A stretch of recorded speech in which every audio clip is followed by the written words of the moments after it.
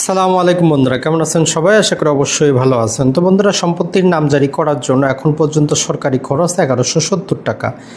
এই 1170 টাকা কোন কোন খাতে যুক্ত হয়?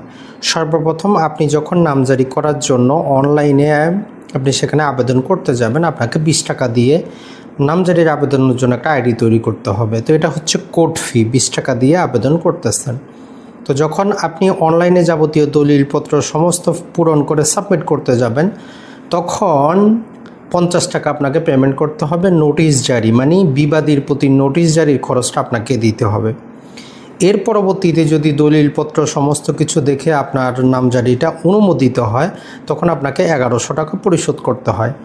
এই 1100 টাকার মধ্যে 100 টাকা হচ্ছে আপনাকে যে খতিয়ানটা দেওয়া হবে সেটার খরচ, আর 1000 টাকা হচ্ছে সরকারি বইগুলোতে যে আপনার খতিয়ানটা আপডেট করে লেখা হবে তার খরচ।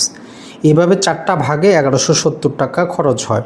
20 টাকা হচ্ছে কোড ফি, 50 টাকা নোটিশ জারি, 100 টাকা খতিয়ান ফি, 1000 টাকা হচ্ছে আপনার রেকর্ডটা আপডেটের জন্য ফি।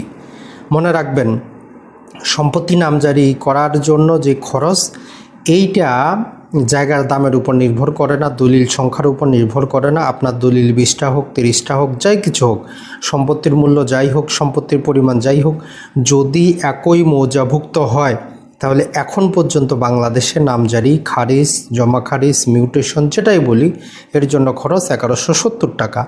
এখন আপনারা যেটা বলবেন যে ভাই এই টাকায় তো হয় না, সময় লাগে। তো মনে রাখবেন, আপনি যদি প্রপারলি আপনার মালিকানা ঠিক থাকে, জমি অনলাইনে যদি আপনি যাবতীয় অ্যাপ্লিকেশনগুলো করে দিতে পারেন নিজে, সময় লাগুক কিন্তু আপনি 1170 টাকায় করতে পারবেন। এটা আমি নিজেও অনেক করেছি, কিন্তু আপনাকে আবেদনটা সঠিকভাবে করতে হবে। সম্পত্তি নিয়ে যাতে কোনো বিরোধ না থাকে। সম্পত্তি নিয়ে যেখানে বিরোধ থাকে, নানা প্রকার সমস্যা থাকে, সরকারের অর্পিত বা খাস সম্পত্তি দাগে থাকলে নানা প্রকার সমস্যা হয়। তবে মনে রাখবেন, আপনারা যে ভুলটা করেন সেটা হচ্ছে যে তহসিলদারের কাছে গিয়ে বললেন যে আমার এটা নামজারি করতে হবে, উনি বললেন যে দেন 5,000 টাকা, 10,000 টাকা।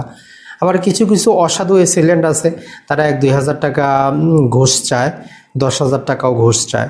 তো যাই হোক, ওভারঅল আপনাকে সিদ্ধান্ত নিতে হবে। আপনার সম্পত্তি যদি পিওর থাকে তাহলে নামজারি খরচ 1170 টাকা। তো এখন হয়তো সময় এসেছে যে এই 70 টাকা খরচটা বাড়ানোর, কারণ সম্পত্তির দাম অনেক বৃদ্ধি পেয়েছে, কিন্তু নামজারি খরচ একই আছে। আসসালামু আলাইকুম।